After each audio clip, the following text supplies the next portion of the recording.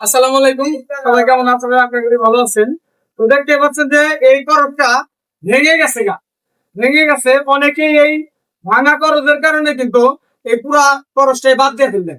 তো এটা বাদ দেওয়ার কোনোই নাই, এটা এখান থেকে কেটে ফেলতে হয়। তারপরে হচ্ছে এই যে নতুন আর একটা করজ এনে এটার ভিতর দিয়ে ঢুকিয়ে আপনার হচ্ছে লাগাইতে হবে।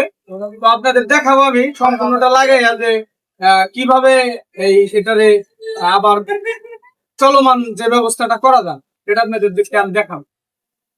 স্টপ করো, স্টপ।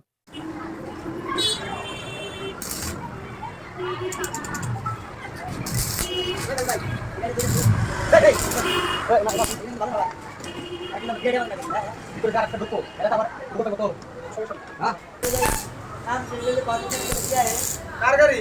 মিস্ত্রি। আচ্ছা, জাতি ভাই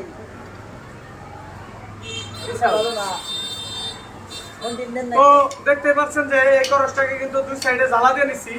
জ্বালা দিয়া এটাকে আবার সুজা আছে নাকি দেখতে হবে। যদি সুজা না থাকে, এই জিনিসটা যদি সুজা না থাকে তাহলে এই করসটা বারবার যাওয়ার সম্ভাবনা থাকে।